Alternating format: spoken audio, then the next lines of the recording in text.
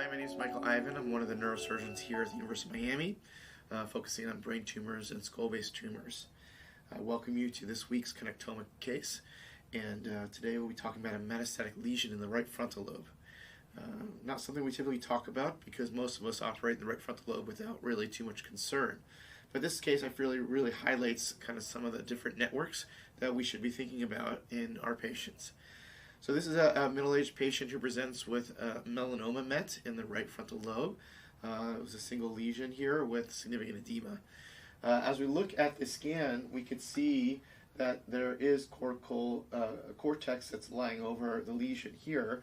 However, it does come to the surface on the inferior frontal lobe. So you have several options. We know that these could be tend to be vascular lesions, and you have the option of kind of doing a large transcortical approach to this lesion through the right frontal lobe. As you might assume, this is a fairly silent area versus a more expanded, tailored skull-base kind of approach, drilling off a little bit more of the orbital rim or just the frontal skull in order to kind of get more of an inferior trajectory to remove the tumor out without really taking any cortex. And so when we look at this, we upload it into the and look at our network. So here I've already done that. So we'll just load up the tracks and the parcellations. And for this specific case, what we're most interested in is when we go to our network template, is looking at the central executive network.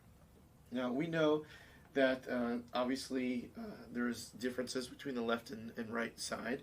But that being said, there are certain people that still have important executive function in the right frontal lobe.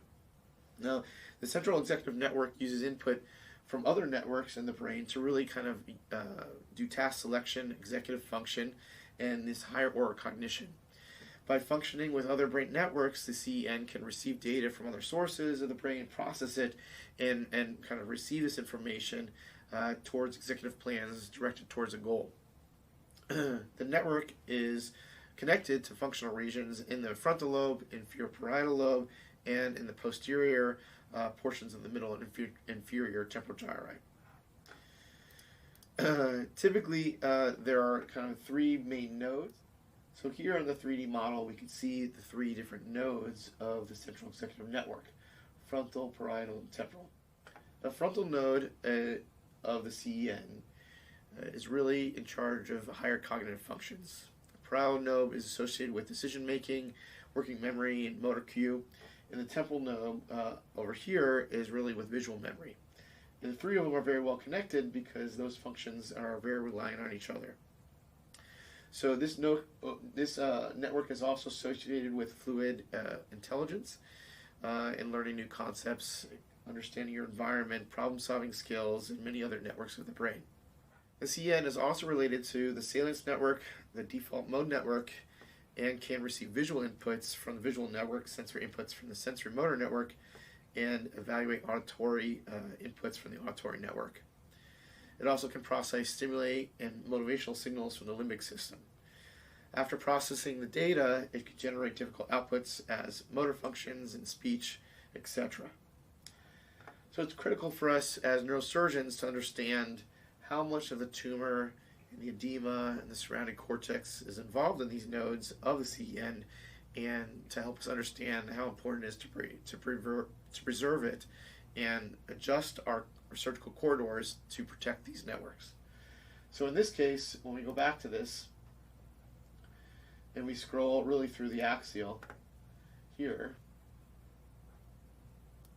we could see that this kind of both anterior and lateral cortex is the most concerning. So if you were just doing a normal terional approach and coming through here, this would be really the kind of the brain that's at risk.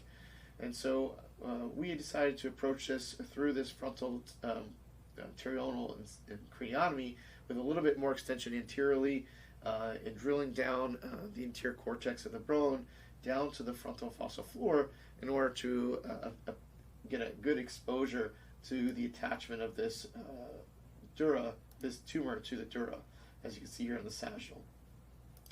This allowed us to approach the tumor without going through a transcortical approach, removing just the tumor itself and preserving the surrounding cortex. So here I'm showing the pre-op and the post-operative MRI T1 with contrast, and we can see again here that the where the tumor is well circumscribed in this area, and we can see here the approach that we took, this frontal pterional craniotomy that allowed us to get underneath just superior to the orbit and remove the tumor without removing any of the surrounding cortex. So critical decision making in the preoperative planning, understanding where the CEN would be and how to protect it in this patient, even though it's a right frontal surgery. Thank you again for tuning into this week's Connectome of the Week, and looking forward to sharing future sessions with you.